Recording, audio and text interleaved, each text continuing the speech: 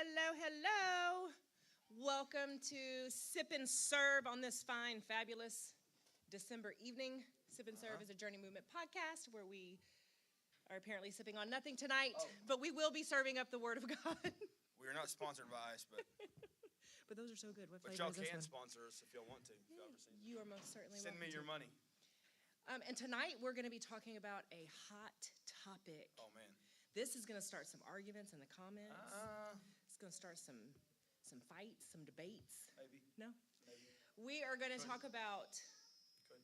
It could, right? It really could. I am echoey. Got a little bit of ringing, yeah. Real hot. Thank you, sound man. Love you. We're going to be talking about Christmas expectations versus reality. And I want to preface this with, it never turns out the way we expect. Sure. Never. Sure. Never, ever. So, yeah, anybody ever seen Nailed It? Who? Nailed It? It's like a... The TV show? Yeah, it started with Yeah. Nailed It. It started with like a viral memes, right? And somebody would like post this beautiful cake, immaculately decorated cake with like not a flaw in it. Yeah. And then somebody would try to recreate it and it would be a disaster and they'd be like, nailed it. Or epic fail. And it was, so the beautiful, immaculate, spotless, the cake that has nothing wrong with it, the cake that is the expectation of what Christmas is supposed to be. And most of the time, the nailed it picture that pops up after that is what we wake up to on Christmas morning. A lot of times, it's like that throughout December. The expectation of the perfect commercial on the Hallmark, what's up? And the perfect Hallmark picturesque Christmas town movie scene right out of a snowing on Christmas Eve, blah, blah, blah, expectation. Reality is you're waking up on Christmas morning yelling at your kids, half cussing at them because they're tearing into stuff they're not supposed to tear into, and you've got a whole routine. You want pictures first and then pictures. How you cussing on Christmas? No, I'm just saying you want pictures first and then presents and then hot cocoa and then whatever your tradition is, but it's chaos. Yeah. Leading up to that is even extremely chaotic. The whole month of December, it seems like there's expectation put on families and parents by advertising companies, by tradition, by many years of doing this over and over. There are unobtainable things at times that It's just not gonna happen. sometimes parents and kids both get. Maybe feelings hurt is not the right phrase to go with this, but it's like kids are like, I wrote Santa for this and I didn't get this, and parents are like Disappointed. yeah, Disappointed. so there's just there's all this stuff that seems to go along with December and the Christmas season and the holiday season, and in reality, we should be like December should be one of the most stress-free months, Joyous months. Yes, happy months, and for some reason, for millions of Americans. It's the saddest time of year. And this is true. It's not only the saddest time of year, but depression is like all-time high during the month of December. Anxiety, all-time high month of December. Suicides, all-time high month of December. It's crazy to think that the most joyous, the most wonderful time of year is actually not. Unemployment is actually not. higher. It's People lose their jobs. just right the before opposite. Christmas. Yeah. And so why is that? Why do we get to this point? Why do we allow sometimes us to get caught up in the rat race of this? But why is it that the most joyous time of the year often turns out to be not so joyous? In real simple terms, because Squeak so much. Try not to move so much because this chair really, I don't. it's like being in the little space shuttle Yeah. thing. We got to get new chairs. So 100% real talk, I think the primary reason is because we are putting our hope in, I got to choose my words real carefully right now. Sure.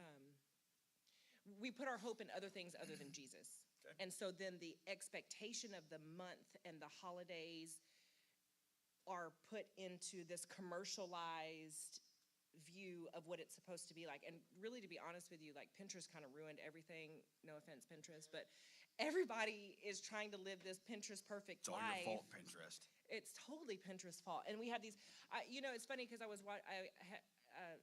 saw this mom. And the elf.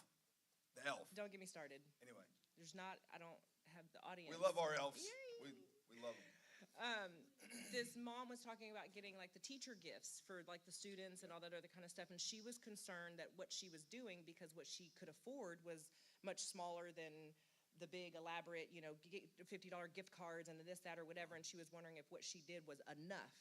And I was like, it's really sad that we've gotten to a point in society where, or just in life, where we have so much pressure on us to perform or to live up to this expectation that even the heartfelt, thoughtful things we are coming up with, we feel are mediocre or inadequate. And that's why I think Christmas is the month is such a time of really despair for a lot of people, because folks are trying to keep up with the Joneses, or you're trying to match up to what your kids are going to hear about in school, when they go back to school and their friends got this and that and so on and so forth, and then their child is going to be wondering why they didn't get all the XYZs and all that. And we put everything into the commercialism of the holiday, and I think we are shooting ourselves in the foot and setting up generations for just disappointment. And that's awesome. Yeah. So that leads me right into the next thing I want to hit on this, and that is patterns. And so here at Journey, we talk about it all the time. We try to build strong families. And how strong of a family can you build? So at some point in time, your kids, each one of us sitting in this room tonight can point to a few certain traits that we either got from our parents. We're at that certain age. We saw them do things, traditions that they had, things that they did around the house during this time, and we've adopted some of those. And our view of Christmas as well, and the temperature in the house during Christmas, and I'm talking about like the emotional temperature in the house during Christmas. Our view of all that stems a lot from what we were around growing up. So are we getting to a month and getting to a time when our kids are looking at us and our kids are in the house, for the month of December, and we're trying to make it magical, and we're trying to do as much as we possibly can for this season, and we know Christmas is coming, so we're threatening them with naughty and nice list, right? Emmy, if you tell her she's on the naughty list, she'll cry. Right? She'll break down and cry. She's that devastated by being on the Don't do that. list. And but Pastor Steve willing to test what I'm it. getting at is this: we put ourselves in patterns to make Christmas around our house so great. My wife has done an incredible job over the years. Even the first Christmas, we didn't have Gavin, but she made it special for us. The second Christmas, we had Gavin, and so from that time till this, she's went above and beyond to make Christmas what it is at our house. Now, you can get to a point where the tree's not up by this time, the lights aren't up by this time, the anxiety's up, we don't have our shopping done by this time, we don't have gifts, we don't have this, we don't have that. And so you put that pressure on yourself, and it becomes stressful on you, and then you have a mind meltdown or an emotional meltdown, and so the season don't become as joyous, and your kids see it, right? Your kids see and feel living in the home, feel it, see it. And so for them, will they repeat that pattern when they get? No, they'll probably hate Christmas. Right. So will they? And so we try to do as much as we possibly can. So I don't want this nonchalant, because above the gifts and the glamour and the boxes and the trees and the lights and everything we do, I mean, we obviously know we're here, we know what Christmas is all about. That's always the main focus, front and center of our house. It always is, always will be. It's not about what's under the tree. It's about who created the tree, right? It's it's just something that we drill into our kids, and our kids know it. That'll always be first and foremost.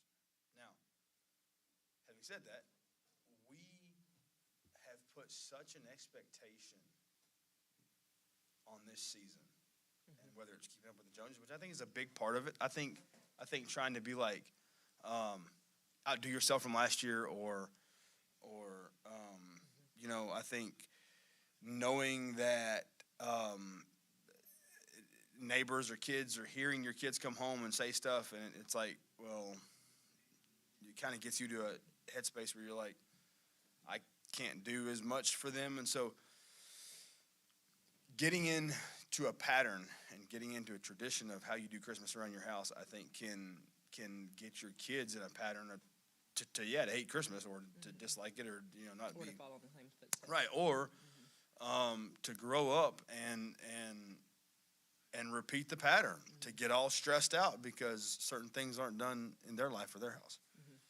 And so we need to be molding our kids more in the pattern of better to give than receive, all the things we say around this time of year, and less stress around the house, and as far as like all the stuff. how do we cool the stress down? How do we get the stress levels lower in the house around this year? Well, I think one of the ways to get it lower is to not try to be so extra. We can just put it in lay terms, right? I think it's just hard, and it's also hard when you go through a season where you weren't able to do stuff, and then you get to a point to where you can, and then you're just like, Yes. oh, I want to do all the things because now I finally can. I've arrived.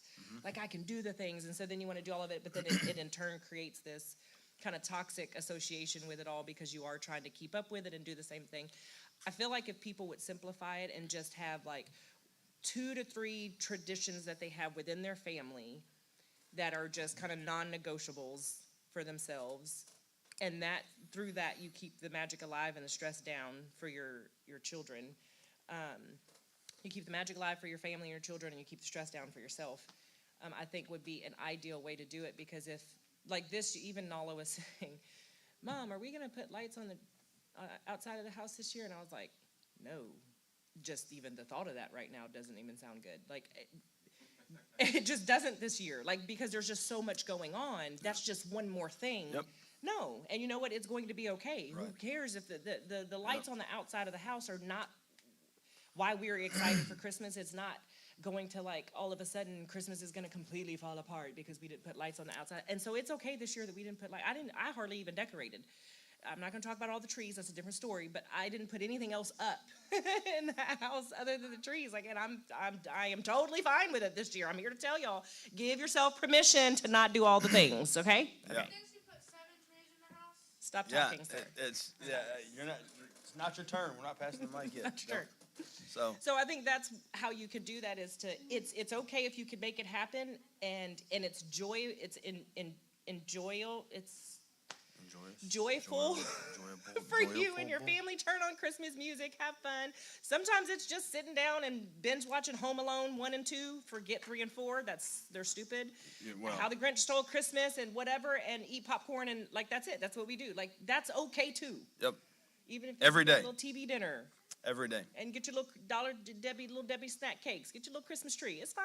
Yep. Eat it up. I saw a really cool. I saw a really cool video where these guys were taking the Christmas trees, the little Debbie Christmas trees, putting them in a bowl, and like mixing them up, like putting them in your not Like your blender Keurig. or I almost said something? Keurig. It's the In a blender? it's the KitchenAid. Yeah. And they like mix up the little Christmas cakes, and they put like a block of cream cheese in there, and they make like a dip out of the Christmas. Why would you ruin a perfectly good Look, Christmas cake? listen. It looked really Jessica, you good. tried that It one looked really good on the video. Did it really? Oh, it looked amazing. Yeah, Little Debbie's are banned from my house this month, and we have a Little Debbie thief that lives in our house. I'm not gonna say his name, but we have a Little Debbie thief that lives in our house, and so we can't have Little Debbies in our house because they will magically disappear.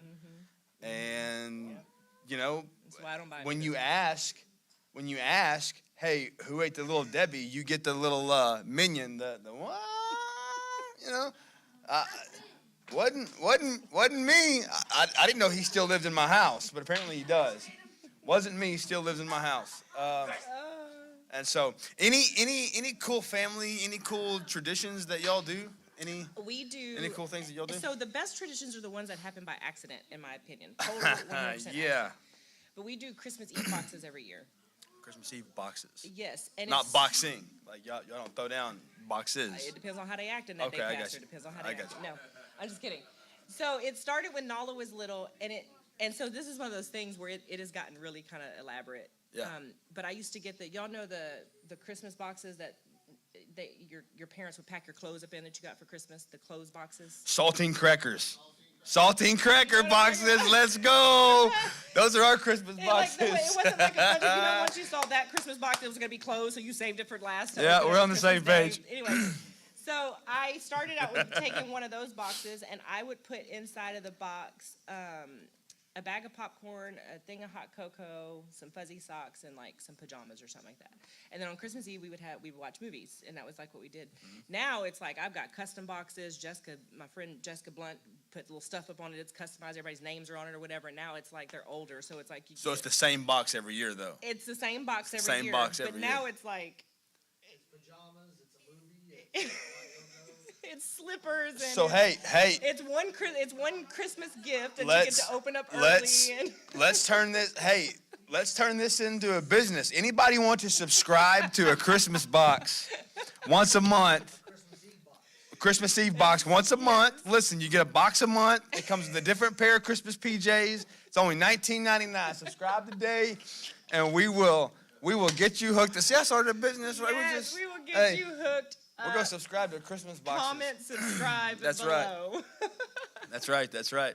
So that's one of our fun traditions. So we always it's. I mean, I guess it's the boring. Like, I'm not boring, but I can show you pictures on my phone the past years. Boring? No, but it's. You in trouble? Yeah, I'm in trouble. No, it's not boring. Look, we do the Christmas cookies and decorate them for Santa, right? And then and then put all that out, and we have music or movies playing in the background. Homemade cookies? Oh yeah, yeah.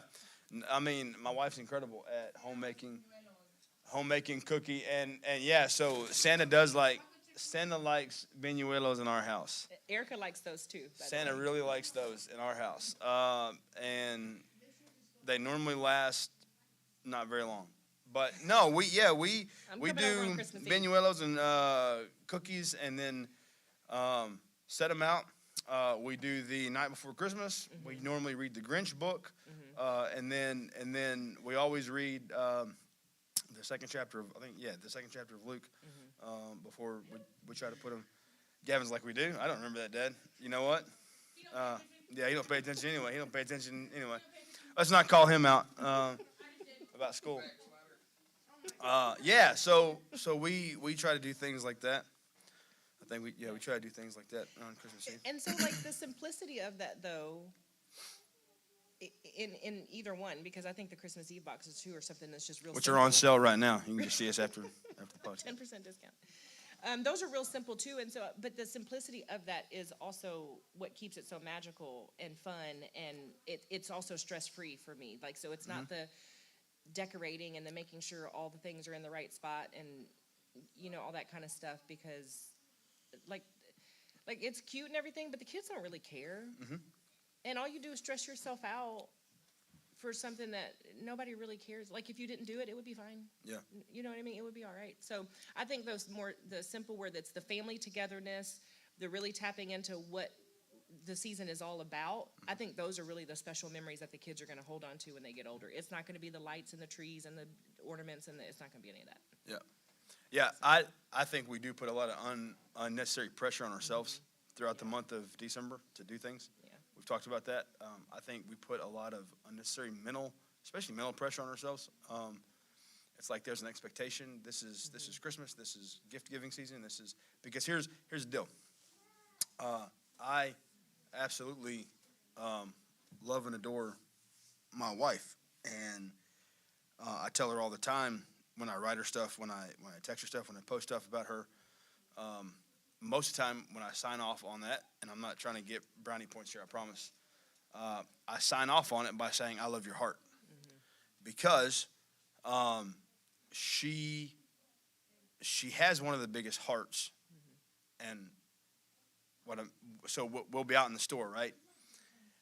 And I'm like, all right, Christmas shopping. I got 3 kids, I got a wife. Cool. Like that's Just real that's my straight to the family. point. Yeah. She'll be picking out stuff and saying names, and this person would like this, and this person would like this, and this person would like this, and I'm like, I wasn't even close to my list.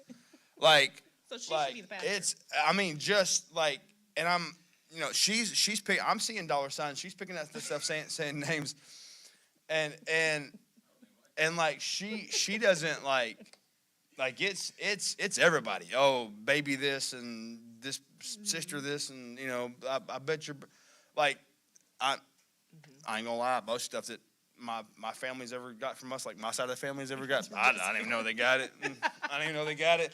She comes home with it, wraps it up. I'm like, all right, cool.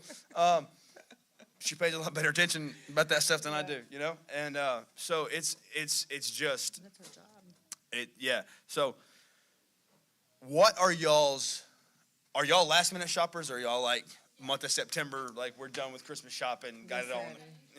Listen. Are y'all last minute shoppers? Listen. So it depends on the month, the year. It depends on the year and the season. Yeah. So in this season we are in, I'm learning to say seasons because it reminds me that it's temporary and it's not going to last forever. Because we're talking expectation versus reality, right? So the expectation is every month we're The going to buy a gift expectation from is everybody- January. Because we know it's coming. We're gonna the order- beginning of the year. We know Yes, in okay, yep, December. yep, this same is, page. So All right. every once, Yep. add a $20 gift card here and there with your grocery order. Yep. Get Gotcha. like a little bit here and So there, we're not so on and so forth. big chunk December. That's right. And then Taking out a July loan is when from Hobby the Lobby bank. starts putting out all their Christmas stuff. And then you're like, oh, I better get to shopping. Christmas is right around the Right. corner. And then September comes and you're like, oh, yeah, I better get started. I still got 3 months left. Yeah. The best day to shop at Hobby Lobby, just public surf. The best day to Christmas shop at Hobby Lobby is December the 26th. Yes. All right, go ahead. I'm sorry. So I grew up, like when I was a teenager, that's Yeah. when my mother did her shopping, was the day after Christmas. Hey, That's she did. That was she did Okay. her shopping the day after Christmas because that was when everything was on sale. so Everything. she So had they're y'all trying to get rid convinced of- that December 31st was Jesus' birthday. Well, I was a teenager at this Way to point. go, Mom. Yeah. So I am in that season where I'm like, aha, like that's probably a really good idea. Yeah. But yes, the We're just gonna expectation change is it. you're going to do all these things, and Midstream, then we're just gonna September change rolls around, and you're like, oh, I got a couple more months, so on and so forth, and then Black Friday. Yeah. And then come September, and you don't hit the mark, and then you're like, oh, I'll wait until Black Friday. Yeah. Do what? Right. Which starts. Oh God, don't. Yeah. That's Hey, a whole. come nother, on now. That's a whole nother one. That's a whole nother talk show. And then Black Friday comes around, and you're like, whatever. I don't feel like getting out there and Right. yada yada yada. And then Yeah, but we hey, get to the did month you of see December. that picture? So I'm sure everybody's seen the picture. So it showed a picture and it said 2003 Black Friday. Lines wrapped around Best Buy. Yes. People fighting. Yeah. Videos. It Yeah. said 2023 Black Friday. It's like there's like 4 people in line Yes. waiting on the doors to open, and Yeah. the doors open. They're like. Used to, It's Cyber Monday. they would open the doors. Online. Used to, they would open the doors, and the employees would get trampled on, and ambulances. And by the time Remember you like, the Target chick? Open, Oh. open with the Uh, red jumpsuit. hey, For they Target. they would stand at the doors and like mock you, be like, ha ha, no, not yet, what, not yet. You got 4 minutes, you got 3 minutes, you got 2 minutes, and then the doors would open and they'd be trampled on. So Yeah. they got what they deserved. But what I'm saying is, They got online shopping has completely. It's Yes. just changed Black Friday and Cyber Monday when we get all this. So, but that's yeah. So in No. person Not support let's that. take a live poll. In person store shoppers. Raise Who your are hands. we? Who are we? In 1, per- 2, in 3. person. In All person the store men. shoppers. All the men. All the men are like, oh, Jessica, yeah, oh, yep, I know you. Amazon, Zilly, Shopify, whatever. Okay, Amazon. yeah. Amazon seems to be the preferred way of shopping these days. So how many of you have seen? How many of you bought something on Amazon without checking the reviews yet? Oh yeah, yeah. right? So the expectation is you see it and you're like, oh, yeah. And the reality is you get it and it's two sizes too small, even though it's a large. You're like, no, this is more like a medium in like, like over there in Cambodia, right? Yeah. So it's just different, right? And then you try to return something and it's you might as well just reorder it. You might as well just reorder it because it's only like $4, but. That should let you know right there that there was gonna be something wrong. Just saying, you order a $4 luxury shirt for $4. You should probably read the comments. I'm just saying, all right. Yeah. So the month of December can get really busy, and there's a lot of I think a lot of expectations put on people in the month of December. Yeah. And families and so. Do y'all ever like pick a family or pick a person or friends or whoever and be like, hey, you know what? Try to teach your kids the whole it's better to give than to receive thing. Yes, so we've done that in the past. We have not done that recently in a very long time, actually. Yeah. And again, we're in a season where that's more important now than ever because these kids are entitled and spoiled, and they don't even really realize how good they got it. And the stuff that they complain about, I'm like, the stuff you were complaining about, this is a little swerve, y'all, forgive me. We don't do objections. This is not a courtroom. This is just a slight swerve. Hey, this is the first night we've had without a practice, so we got all the kids in here. We got all the kids in here. So y'all but this know. is a little swerve moment, and I'm going to pick on Micah for just a hot second because because we were in the kitchen, and I was telling him, he needed to make something with protein. I was like, you need some protein, like make you an egg and spinach omelet or whatever. And it's 7 a.m. and we arguing over an omelet. I said, you are so spoiled and entitled. You don't even realize how stupid it is to be arguing over some eggs at 7:30 in the morning. Like, anyway, so, here he goes with his green vegetable, like, whatever. Look. But so it's important to do that right now. And so I need to get back to doing that. Yeah. And you can do the angel tree, I got a story and all that. So I think it would be really cool to do that again because they do need to see like just how good they really have it. Yeah. Because if you ask Luca, golly, man, I never get to do anything, and I never get to have anything, and I never. Come in Never. like never before. There's two words I hate in my house: never and always. Ooh. Yeah. Never and always. Never comes from the kids, always. Jessica, why are you ducking? Oh, no, Never okay. comes from the kids, sorry, always comes from the wife. You always. Never and always. I hate those words in my house. So here's the deal. See? There we go. I'm gonna have her up here. There we go. So here's the deal. I tell my boys all the time. So until we were like had jobs and could buy our own Christmas gifts, there's one thing that we were guaranteed. Me, Wes, and Steve, guaranteed from the time that I can remember until, 10, 11, 12, when we just got too big or they just stopped doing it. I don't know when it was. There's one thing that we all three guaranteed, and that is to open a rectangular box about this big. Is this the saltine cracker? Every single year. Wes had his name, Steve had his. We'd open up saltine crackers, and in the saltine cracker box was what? Underwear, socks, and Steve said a Hot Wheel. I don't remember ever getting a Hot Wheel, so I was the youngest. I just got the underwear and socks. All right.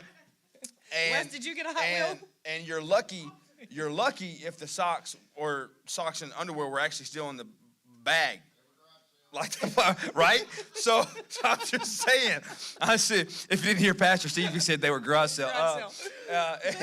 So if they were still in the plastic bag, we knew, okay, yeah, like we're good this year, right?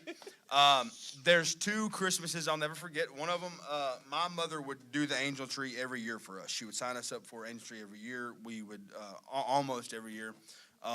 But there was one that, I'll explain later. There was one Christmas where we got gifts from one of the grandmas, don't even know who, can't remember. But I remember opening my gift fully expecting to say thank you for the socks and underwear. Like I was probably 6. We lived on the hill that Wes skateboarded down and skinned his face off. Did you get the whole, I don't care what you get, but whatever it is, you better say thank you and put a smile on y'all, your face. listen. did you get that? My from mother, Pep Talk? my mother had a refrigerator in our house. I don't know if we told this story before. She had a refrigerator in her house. And if you were ungrateful, this woman knew how to pull it from the wall like the Incredible Hulk. Okay? Steve was an expert in hiding belts and shoes and chunklers, and I mean, he would hide everything. Pull it from the wall, That's Luca. grab the cord, and yank it. And she had electrical taped it so it slid right off. She would beat you with the electrical cord of the refrigerator, beat you, and then splice it back in and plug it back into the wall so the food wouldn't get hot. So, yes, we got the y'all better be grateful, but our grandmother was hardly ever there, right? So, we would get some, there was sometimes, what I'm trying to say is this one particular Christmas, kids, y'all listen up. This one particular Christmas, I fully expected to open a gift and there be a saltine cracker box. And I'd be like, oh, I didn't know. Wow, this wasn't what I was expecting, right? And I opened the box, and it is an army fort. And you could build your army fort and put the little towers, and it come with the little plastic army men. And y'all, I think Wes got like a plane that year. It was like a plane, and Steve, was it a pirate ship, or it was like 1 year where we actually got like a toy. And this was like a fort. And I think Dad still has the pictures in one of the albums. I played with that thing until it disintegrated. I mean, it was so cool to have that. Because you weren't expecting. I was expecting underwear. Your reality just. Oh, man. It was crazy. Valued it, took care of it, cherished it. So the other thing, I can't remember. I was probably 12, 13. We were living in Ada. I do remember, again, it was an Angel Tree gift. It was when the original Game Boy, the gray Game Boys, came out, right? And the Christmas gifts came in. Those, we didn't, I was still probably, anyway, the Christmas gifts came in. I opened it up. It was Game Boy. It was Mario, Sonic. It was really. It was preloaded with all this. It was really cool. Wasn't expecting it. So there have been Christmases. I can't tell you what I got for Christmas in 1992, 93, 96, 98. But there are Christmases where I opened it and I was like, oh, wow. And yeah, what was in there was extremely valued because two things. I think at a young age, I don't ever think, maybe we probably definitely knew we were poor. But we had so much to do and so much outside the house and farms that we lived on and land and fishing and all the stuff that we used to do as kids that we stayed active a lot. But when we moved into town after my mom got sick, we kind of moved into town to be closer to doctors and hospitals and things like that. We didn't have the land and the stuff, so it was the small things. Of course, by that time, we were going to work and getting jobs, and we were a little bit older. But just the expectation of getting a saltine cracker box and it being a really cool army fort. I'll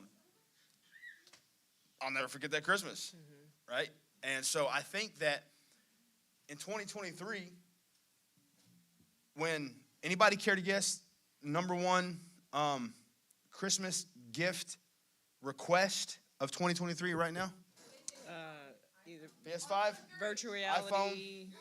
Virtual reality. It's the newest model of the VR. So it's like the VR.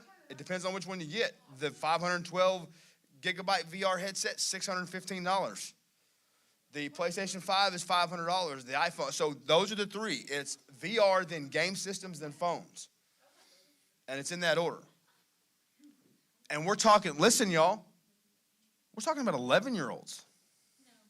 We are, because that was what was on his list. We're talking about like an age demographic, right? We're talking about 11-year-olds. Listen, I got a plastic army fort and was blown away. Right. We've gotten to a point where you keep having to outdo yourself. Yeah. You keep having to, and we are setting the expectation for them. So we Like, we're put the ones stress that on are- ourselves, yes, yeah, right? Yeah. We give ourselves anxiety. I We feel give attacked all of a ourselves sudden. stress about a lot of this stuff. Yes. When we talk about teaching, and we need to toss it, but we talk about teaching our kids gratefulness and thankfulness, and you know, I can remember sitting in my house. We had just bought our first house. We were sitting there in the living room. Jessica bought me a pair of Beats headphones for Christmas one year. Gavin was like, I don't know, 1, and we're sitting in our house, and he's on my iPad, like the OG iPad 1. The big old huge. Like, The thick, it's like 12 pounds. I still have it's, it. It's it's crazy. Like he's 1 year, and he's trying to curl his. It's real heavy. Look, Dad, I hit a PR. Oh man, and like he's got this thing in his hand, and he's Bluetooth. He's had the headphones plugged in, and he's watching Sesame Street or something. And I'm looking at him at a year old, right? So any parent in this room will tell you, our job is to leave their generation better than ours, right? But we still have to teach them along the way. The values, the principles that come along with responsibility, the good things. I think Kurt said it the other night. Wasn't the first time I heard it, but I love the saying where Mike might have to help me with this, because the saying goes, Oh, yes. Weak men men make better times. How's it go? Tough men, strong men make easy times. Strong men create easy times. Easy times create weak men. Weak men create hard times. Hard times create strong men. Yeah. So it's a cycle, right? So it's our job growing up in hard times to make it easier for our children, but we shouldn't make it so easy that they don't experience the tough times. Right. Because you don't want them to be weak men. You don't want them to create easy times. That's right. So so it's this cycle. So I'm seeing Gavin sitting here, I'm seeing him watch this stuff, and I sit back and I tell my wife, I'm like, babe, on one hand it feels incredible. On one hand it feels really cool to be a homeowner at the age I was, to see my kid, like it felt like I felt accomplished. Correct. Right? Well, it's a goal you reach. Yeah, You've arrived, you know. But on a whole nother, like on a whole nother, I'm like,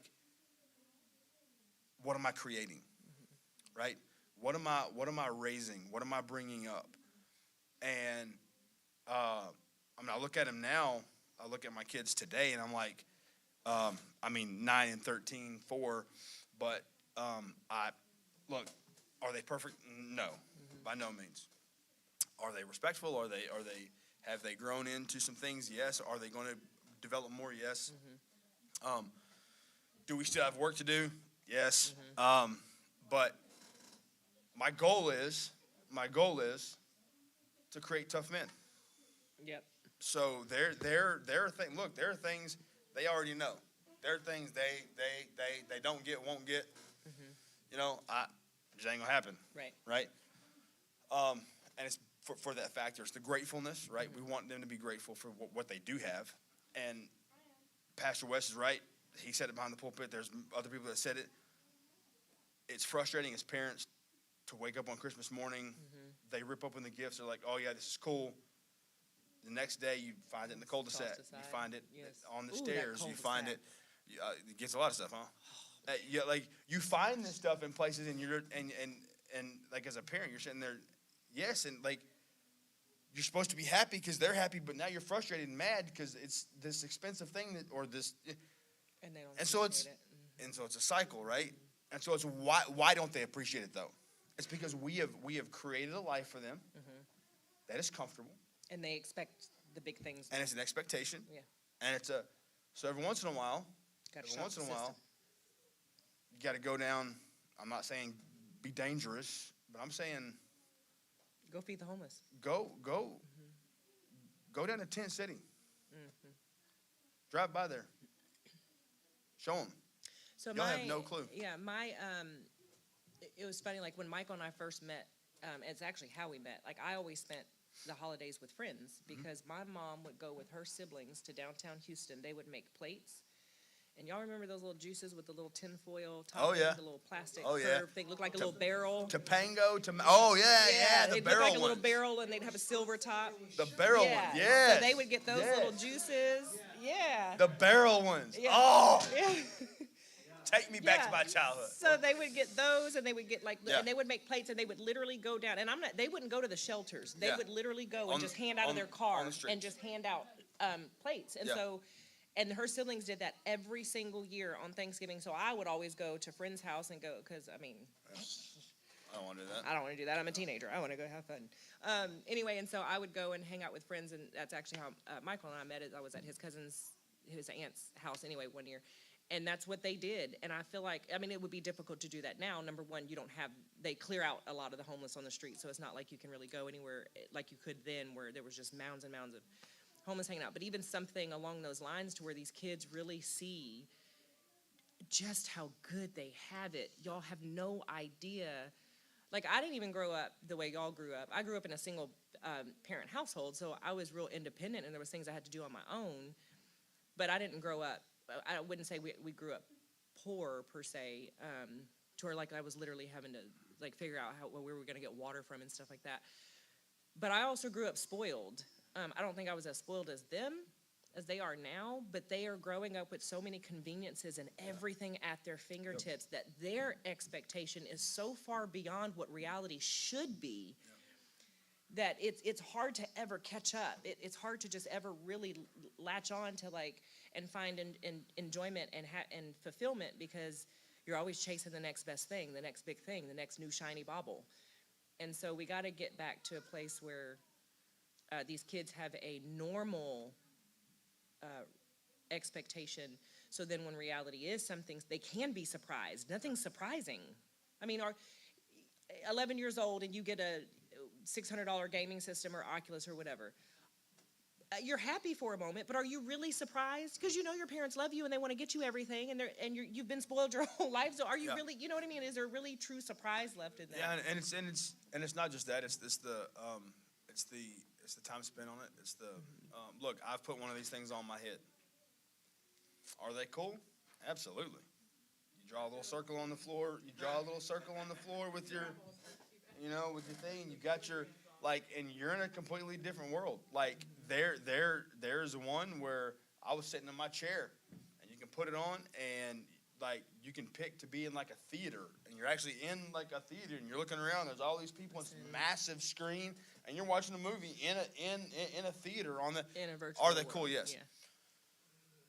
Time will tell, and data will tell us 10 years from now the dangers of it, the harm of it, the actual what it does to your brain, what it does to your senses, what it does to your perception of reality. Because I'm telling you, you put this thing on, and I haven't wore the new one yet. I'm sure it's better than the one that Gavin currently has. But it's that, look, this is a real deal. I'm going somewhere with this. We. Yeah, Right? Michael. No, you're good. It's we have to get back to somehow getting the excitement of Christmas morning back to a, oh my God, I got an army for it. This is like awesome, right? And we go ahead. Or could we stretch that and get it to where Christmas morning is? You're getting excitement out of watching somebody else 100%. I would much rather receive what you just gave them. Much rather. You know what I mean? Because look, the Bible knows what it's talking about, right? Just I a little mean, bit. on a scale, okay, from 1 to 10, the Bible is It's like a at 12 100. when it knows what it's talking about, okay? It knows what it's talking about. Yeah. So in the scripture said it's more blessed to Give. than to receive. It's, look, I have given gifts and got way more joy out of watching somebody else open and enjoy and appreciate what I've given them than like, oh, hey, here's your gift. And I'm like, oh, and I, don't get me wrong, I very much appreciate it, very much but it's just like it's not the same. Like I enjoy giving gifts, and with our children and with the church and with we've done toy drives for work. We've done toy drives for this church. We've sponsored families from the church. We've done things from the church. We've given. We've bought clothes and toys and food, and like we're a very giving church. And we've done all that. And we do it every year, and we'll continue to do it. It's just something we want to do. But to instill that in them, to get that into their hearts, from where they're waking up and going, you know what? It's the whole Kevin McAllister end of Toy Story 2. Everybody's ripping into Mr. Duncan's presents, and he goes, you know what? Before I touch a present, I have a friend out here I need to give a turtle dove to. That's right. Right? And be like, hey, we're going to be best friends, which is, we won't even talk about how awkward that. I love you. We want. So, Cliff, what? So Did you so really? we're going. Hey, we can get way out here on this one. So expectations and realities, guys. Look, we got 15 minutes left. Is there any Christmas traditions that y'all? Is there anything that we've talked about tonight that hits home with y'all? Is there anything that we've talked about tonight that's like, Michael? Already? It's really loud. So I'll do. Okay. I'm gonna stop saying that that I'm gonna try to go fast because Erica tells me it just takes up more time. Okay, so I think this season gets a spotlight put on it for expectation versus reality. But to tell you the truth, that's been a thing ever since the first fiction was written. You know what I mean? There was a caveman writing hieroglyphics on a wall about a love story or whatever, and a cave woman came in and was like, ooh, I wish my life was like that. And then a caveman hit her on the head and drug her into another cave. You know what I'm saying?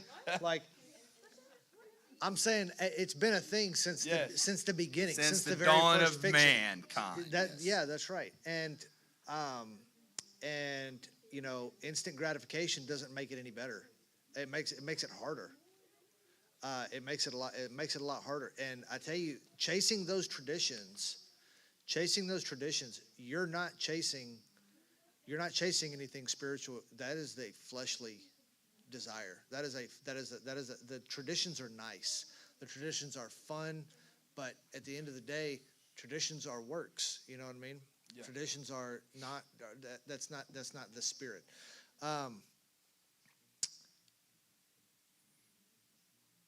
If you think to what really makes Christmas magical, right?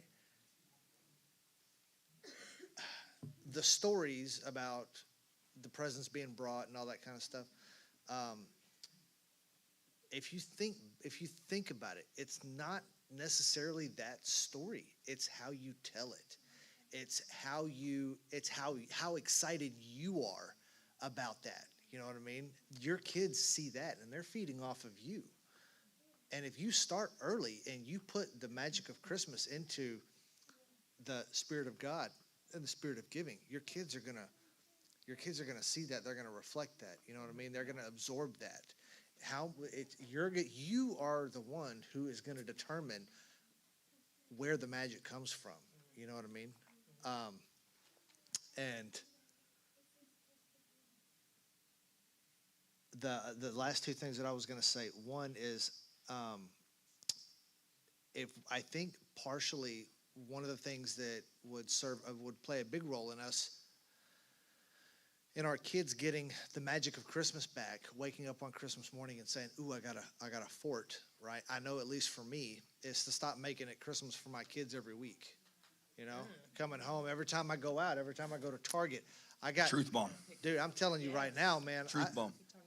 Oof, I've got one back here. It's just like it doesn't even matter. You just passing everything. Can I get this? Can I get this? He ain't even looking. He's just dragging stuff off the shelves, right? He's just He just like, hey, can I get it? And the thing is we appease that. I remember growing up. Let me tell you something. We got clothes once a year. If that. Yep. And they were big. They were all big, weren't they? Yes. Roll them up. And I can grow into them. we, like, going out to eat was not a routine. It was not regular for us. It was a treat for us. McDonald's and Taco Mayo. 2 tacos for $1. I grew up in Texas City, so when Taqueria first opened. Oh. Jalisco burrito, baby.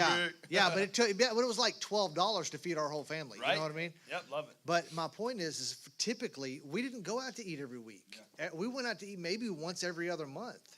We went grocery shopping once every other month. You know what I mean? Like, it was like we had to wait for somebody to win the lottery or bingo. You know, it was. I remember going. Bingo. I can remember months on end where my parents only bought stuff that would fit in the fridge, like nothing in the pantry, no chips, you know, like I don't even know where they got the food to cook. You know, it was just like somehow. I mean, we had tomato sauce and noodles and garlic every night, but not giving our kids everything that they want every time they ask for it. That way, when Christmas does come, it is magical. Yep. The last thing I was going to tell you is I do know what I got in 1992. It was hey, let me tell you something. I got the Bodyguard soundtrack on cassette tape. I got a Walkman. Kevin Costner, Whitney Houston. I got a Garth Brooks Rope in the Wind T-shirt. It was like 3 sizes too big. It was awesome. It was like, hey, was that the record that Cheyenne was on? And the last thing, I think this was the year that my dad got me actually a 10-pack of Red Man chewing tobacco. It was just a massive thing of like, yeah. It was. Okay, we got to clarify on how old were you in '92? 12? I was 14. I was 14. Kept that one to yourself. We don't endorse buying kids tobacco. Just Not saying. at all. No. I just got it for Christmas. So two things. One, so Nala has she's fixated on, like, she wants another iPhone. It's not like a new one. I think it's like it's a newer one than the one that she has. And I was like, well, I don't know who's gonna buy it for you because it's not gonna be me. And so she is saving up money to buy her own phone. And I truly believe that she will appreciate it more than if I would just buy it for her. It would be easy to just go and buy it. And I was like, I'm not. And she found one. It's like refurbished. She's priced it out. She's budgeting and she's doing all these things. And she's like, Mom, I need a job. Like, she's ready to get a job to get this phone. And I'm excited at the fact of just letting her do what she's got to do to make it happen. And because she's going to take care of it. She's going to protect it, and then she'll know what it's like to buy something that massive and appreciate it. On that note, does anybody else's kids in this room spend the same $20 18 times? It's like, Dad, I got $20. Oh, yeah. And you're like, all right. Yes. And then next time, Dad, I got $20. Allowance. No, you spent that. They spend the same $20 like 15 times. And then still want to say they got $20 at the house. It's like, you making that $20 stretch. Right? I need your budgeting tips. Yes. I need whatever economy you live in. Yes. So the other thing is I ran across this story last night. I have no idea if it's real or not. And I was reading it to Michael and the kids, and it was how the red-nosed reindeer came about. And it just, again, I have no clue if this story is accurate or not accurate, but it was, there was a guy in 1938 who was a writer from Montgomery Ward, and he was having a really rough time. He was broker than he had ever been. His wife was super sick, and his daughter, who was 4 at the time, he was left to take care of her and stuff. And so she was sad, wondering why her mom wasn't like all the other moms.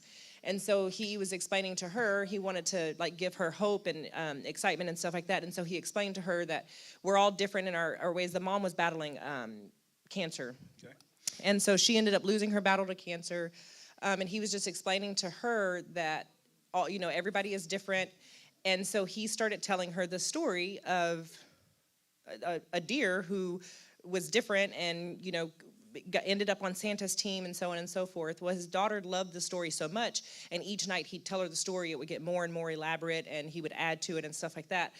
Well, for Christmas, he couldn't buy her much, so for Christmas, he turned that story into a storybook. And one of the employees of Montgomery Ward convinced him to go to the company Christmas party and read the story, and he stood up, got a standing ovation. Mr. Ward bought the rights to the red-nosed reindeer, It ended up going on to make millions of dollars, and in a crazy attempt to do what was right, he sold him back the rights of that story. And so this guy went on to become a huge millionaire. His brother-in-law was a songwriter at the time. Love those stories. Right? His brother-in-law was a songwriter and went and pitched it to someone named Johnny Marks. No, his name was Johnny Marks. He went and pitched the song to people like Bing Crosby. They all turned it down. And then he went to Gene Autry, who had just had success with Here Comes Santa Claus a couple of years back. He didn't want it, but he read it to his wife, and his wife was so touched by the They Never Let Poor Rudolph Play in Any Reindeer Games. She was like, "You've got to sing it." So he took it on, and now it's become what we know it to be now. So again, I have no idea if that story is real, but that's where apparently the Rudolph the Red-Nosed Reindeer came from, and that is what the expectation should be. It's those moments. He just made a storybook for his daughter, and now these kids, That's a worldwide. they're growing up with Celebrated phenomenon. Yeah, that's awesome. Worldwide celebrated phenomenon. It's so cool. Yeah, I love those stories, especially around this time of year, because look, there's feel good stories, and it's like it's something really cool that everybody loves a rags to riches story, and especially when it comes on that. I know there was a song, Wes Steve helped me out, the shoes song that Mom liked so much. Christmas Shoes? Is that what it's called? Christmas Shoes? Is that what the song's called? So my mother loved this song. And, of course, look, I still can't hear the song to this day without crying. But they made it into a movie. And I don't know anything about who wrote it, where it came from. All I know is the story was a little boy went to a store wanting to buy some Christmas shoes for his mom. His mom was dying. He wanted her to look pretty one last time, so he wanted to go buy her some shoes. He didn't have the money to get the shoes. Some random stranger ended up giving the money to get the shoes. She was able to wear the shoes, right? And that, look, in a nutshell, Christmas is about hope. It's about believing in salvation. It's about a Savior who loved you so much that he wrapped himself in the filthiest thing that could ever exist, and that is flesh. He wrapped himself in the vileness of humanity to come off of a throne and come to an earth that was full of, at the time, extremely perverse people and sin. And he chose to become so vulnerable and put his life in somebody else's hands for a long time. It's a lot of care for a baby. He chose to stay in at home and to be raised by parents. Joseph probably doesn't get enough credit for the development of Jesus. We always talk about Mary and the Virgin Mary and Mary. Joseph had tremendous impact on his life. He chose to do this. He chose to walk and talk and feel and experience. He chose to get sick. He chose to overcome it. He chose to live this life so that we could be sitting here so many years later and actually have hope for this season, have hope for tomorrow, have hope for the future. So I'm telling you right now, if we didn't have Jesus to hope for and believe in, I don't even know why tomorrow exists, right? Tomorrow exists for me as an opportunity to tell somebody else about him. And that's what Christmas season should be about, right? We can have fun as a family. We can do all of our traditions and all of our stuff that we've talked about. We laugh, have fun, do all these things, all the while showing the love and exempling what he came to this earth for. And that is obviously the real reason. And so it's. Look, I try not to say it. I do. I try not Just to say say it, reason. Pastor. This is the real reason for this. Like I really try not to say it because it's so cliche. I try to use other words because there are better words out there to describe this season than that.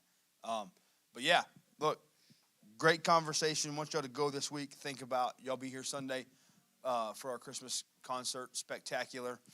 I named it that. Cool name, right? Christmas concert spectacular. So it's got to live up to the hype. It will, I promise. Y'all be here Sunday to enjoy that. It's going to be really fun. Lord, we love you so much. We thank you for everything you've done. Thank you for this night. Lord, I thank you for everything that you became so that we could become who you wanted us to be. I thank you for everything that you took on in the season of your life that you walked on this earth so that we could have hope, so that we could have joy, so that we could have salvation. God, that so we could raise these blessings that you gave us. We call them kids, blessings, curses. I mean, look, it is what it is, and we thank you for them. Lord, we ask that you would go with us tonight, keep us safe, bring us back here on Sunday, ready to bless your name in song and in spirit and celebrate what is Christmas in this church on Sunday. We love you. We thank you.